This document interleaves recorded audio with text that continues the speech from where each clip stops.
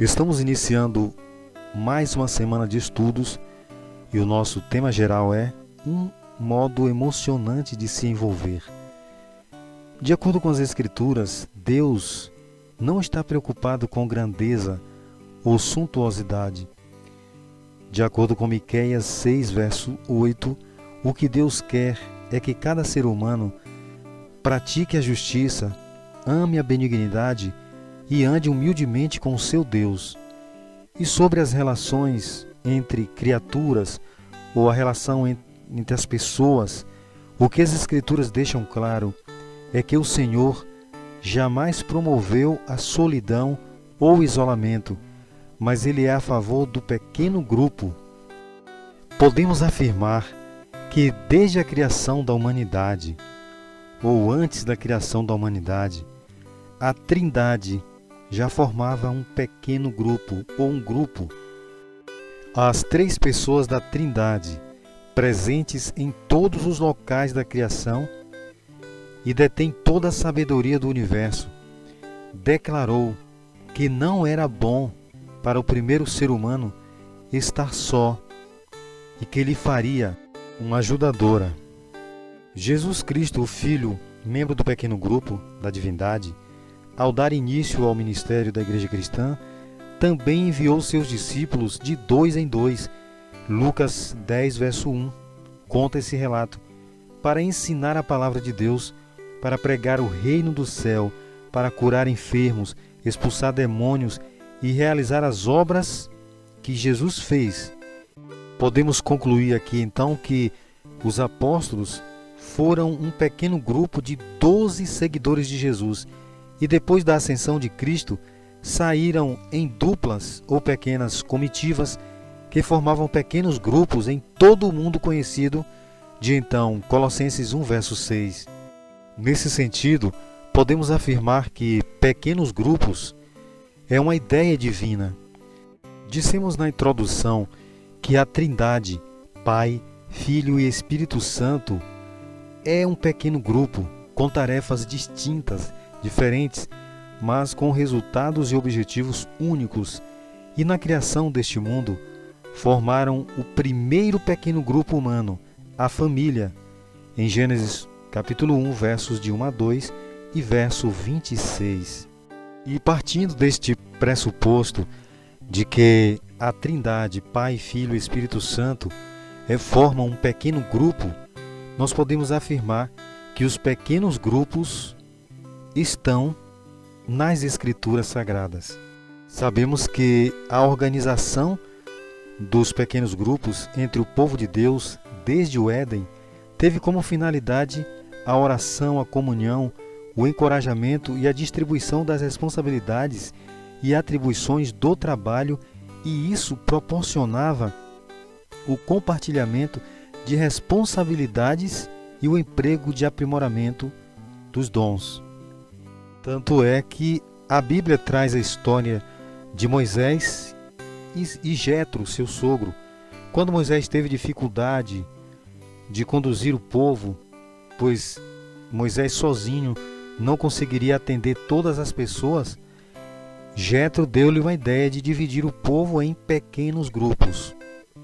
Jetro, numa conversa com Moisés, o fez entender que ele estava sendo um líder centralizador e que esse modo de conduzir o povo o estava desgastando e deixando a desejar no atendimento das necessidades da nação. O seu sogro lhe ofereceu um conselho de prudência e sabedoria.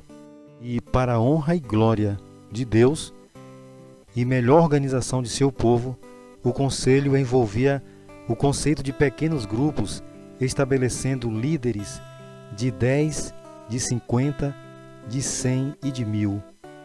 E dessa forma entendemos que nós, como povo de Deus, estamos organizados para servir. Descobrimos que na integridade do corpo não há parte inútil ou imprópria, mas todos têm suas funções: servir ao outro. O cérebro serve a todos, os músculos produzem a força necessária às atividades do corpo, as glândulas e órgãos internos produzem fluidos, que se transformam em energia e saúde, e assim sucessivamente. As mãos, por exemplo, seguram e defendem, os pés percorrem os caminhos. A didática do corpo é que não há fonte e continuidade de vida no isolamento. Deus nos fez seres sociais. Não criou só o homem, mas seres humanos, desde a célula máter da família, o casal, homem e mulher, cada um tem e exerce atividade e função específica e colaborativa. O Novo Testamento também apresenta o conceito de pequenos grupos. No início da igreja cristã, não havia templos suntuosos, grandes sedes administrativas. A igreja primitiva geralmente se reuniam em casas, formando pequenos grupos. E esses grupos, eles seguem uma dinâmica. Pequenos grupos são métodos de gerar relacionamentos, libertação da timidez, da inoperância e de criação de novas maneiras de expor e divulgar o Evangelho, a partir de como contar e aproveitar a sua própria história de relacionamento com Deus. Os pequenos grupos são pontos de oração, manifestação poderosa do Espírito Santo, envolvimento de cada indivíduo e de todos no anúncio da palavra de Deus.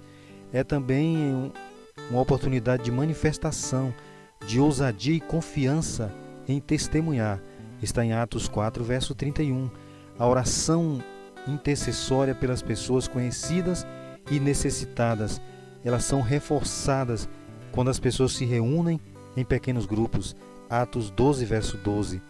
É também uma oportunidade de testificar a dedicação ao serviço de Deus.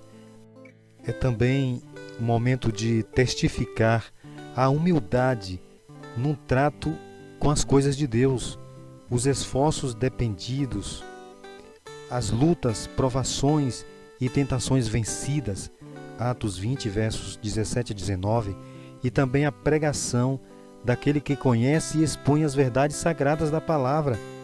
Outra questão muito importante que ocorre no pequeno grupo, o apelo para que a liderança se lembre de que o rebanho é do pastor. O rebanho deve ser apacentado com alimento, água, sombra e lugar de repouso, porque o grande pastor é Jesus Cristo e Ele quer o melhor para as suas ovelhas.